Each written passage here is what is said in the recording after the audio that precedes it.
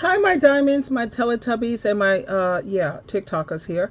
I'm looking at a video here where this daughter gets angry with her mom because her mom is asking her to pay rent. She's upping her rent a little bit. I don't know how much the daughter was paying previously, but the mother is asking her to pay $600 going forward.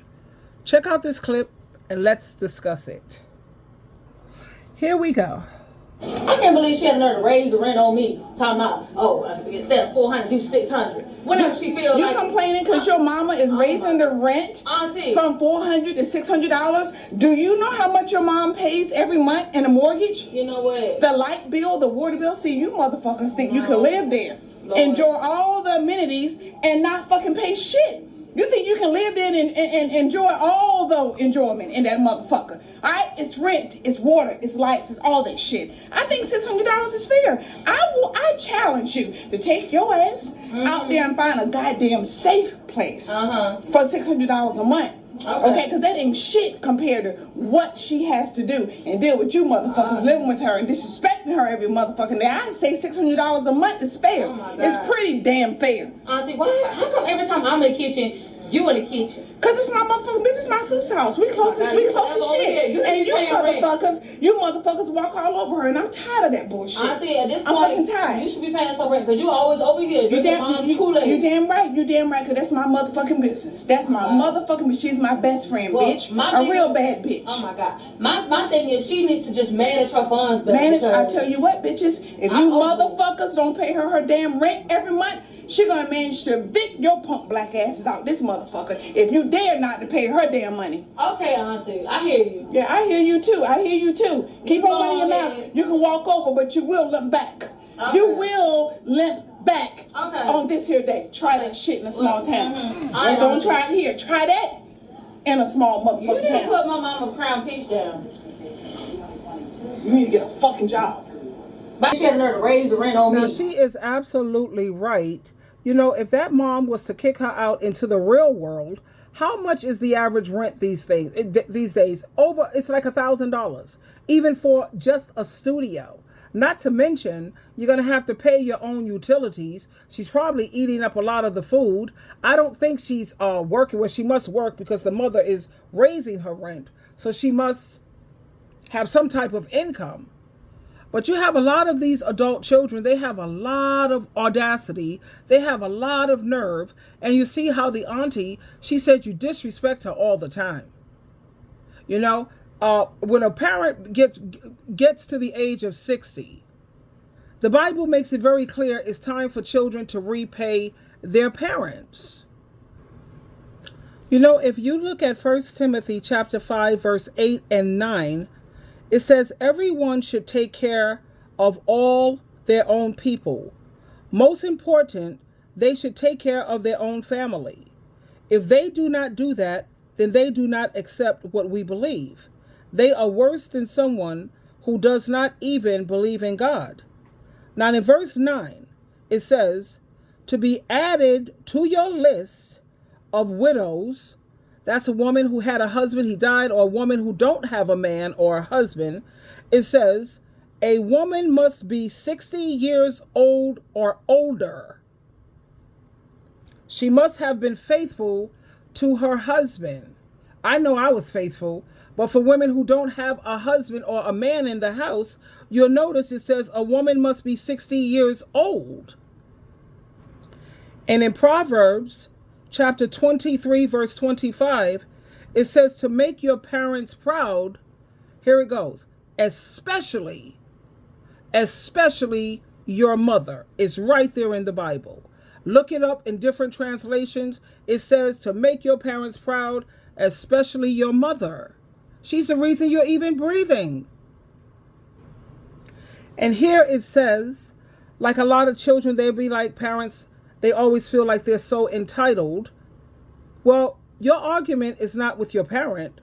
You're not bucking up against your parents. The New Living Translation makes it clear, very clear.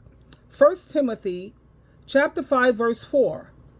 But if she has children or grandchildren, their first responsibility is to show godliness at home and what? Repay. Let me say that again. Repay their parents by taking care of them. This is something that pleases God. And when you don't do right by your parents, according to the Bible, things are not going to go well for you. And people don't believe fat meat is greasy. The first command with a promise. Let's look at that too. Now notice what Ephesians chapter 6 verse 1 through 3 says. Honor your father and mother. This is the first what? Rule? Instruction? It's bigger than that. This is the first commandment that comes with a promise. You see, Jesus ain't taking this lightly. It says this is the first commandment that comes with a promise so that it may be well and go well for you and you may live long on the earth. Now you have this mother who is helping out her daughter when, truth be told, I don't know how old the mom is, but it's her turn. You know what I'm saying? It's time for you to repay your parents as noted in the scriptures. I'm not making this stuff up. Now let's check out someone else's viewpoint pertaining to this same topic when your parents are nice enough to help you out, and then you have the nerve to complain because your mom is making you pay rent or she's increasing your rent to just a mere $600. Do you know how many people would kill to pay just $600? Are you kidding me? And her to raise the rent on me. Talking about, instead of 400, do 600. Mama was cussing up a storm, so I couldn't do it. But she was right. The girl's mother is going up $600 in rent. She's charging her $600 in rent to stay there.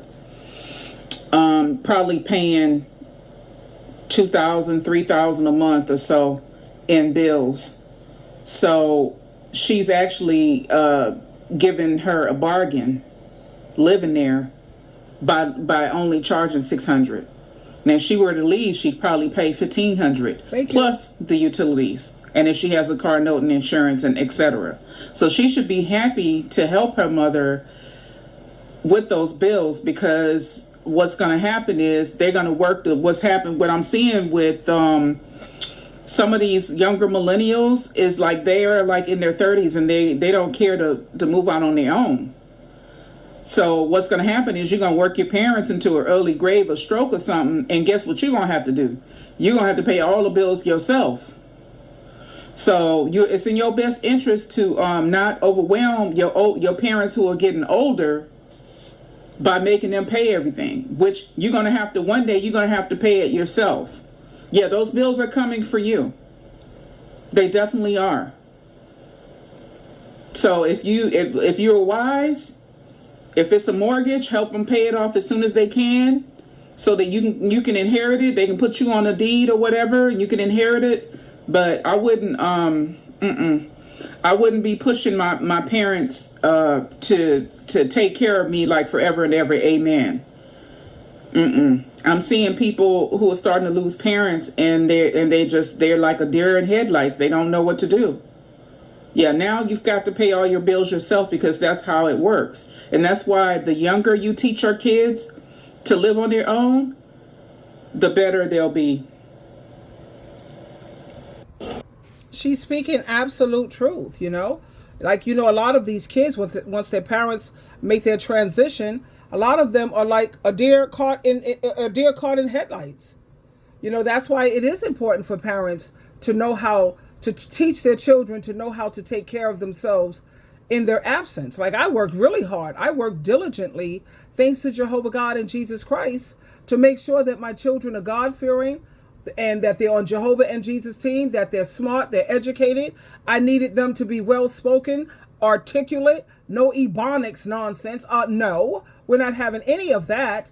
And I wanted them to have careers and jobs, education. I told my children, if you appreciate me staying on the job, even though your dad left, I was married, and now I'm a single baby mama, how dare him make me a single baby mama? Yeah, if you appreciate all that I've done, then show it to me. Don't tell me about it, show me. I just asked them to get your bachelor's. Now keep in mind, I was raised as a Jehovah's Witness, and they don't support or encourage higher education. Honey, back then I told them, yeah, right. I gave them the middle finger on that because I asked my children to definitely give me a bachelor's. My son he went above and beyond. He got his master's. My daughter is a registered nurse, even though she wanted to be somebody's housewife and somebody's mammy. No, you will be having a career, sweetheart. And that's what I kept motivating them to do, pushing them to do. Forget that dumb religion talking about we frown on higher education. No. But you have a lot of these adult children who have no appreciation. None whatsoever. $600, like I'm in the market looking for a roommate. And it have to be a roommate who lives a Christian lifestyle. We have to have the same morals and the same values. And I'm charging $600. It's just me and my roomie.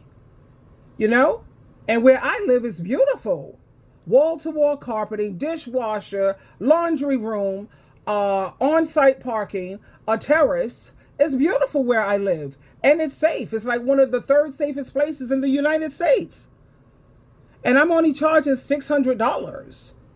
I was charging $700, but they buy their own food. So $600 I think is fair. In fact, that's a blessing.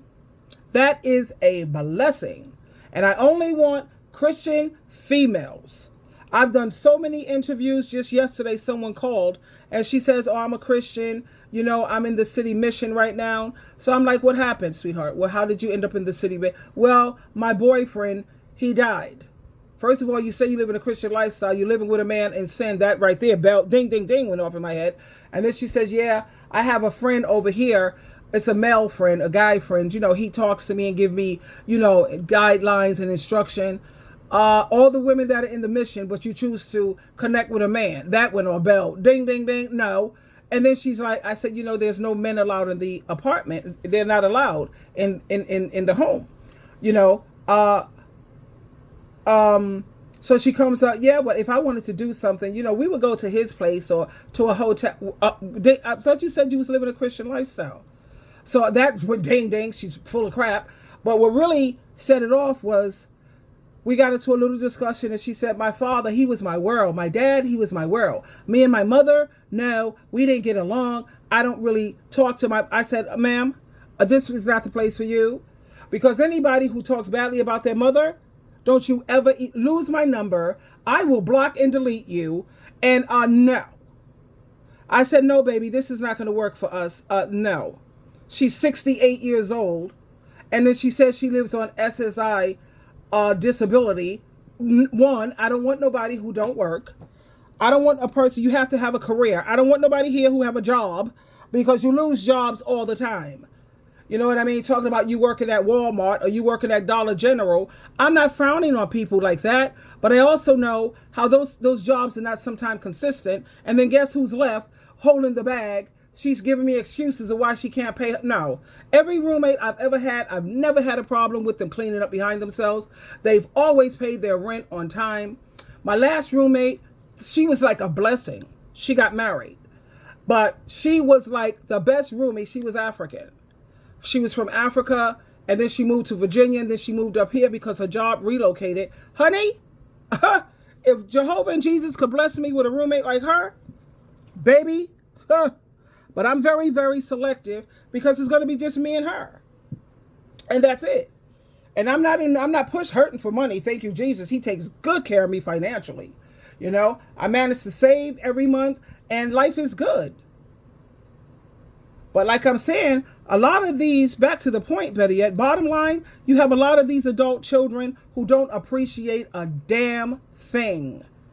Like the Bible prophesied, you're going to have children who are disobedient and ungrateful.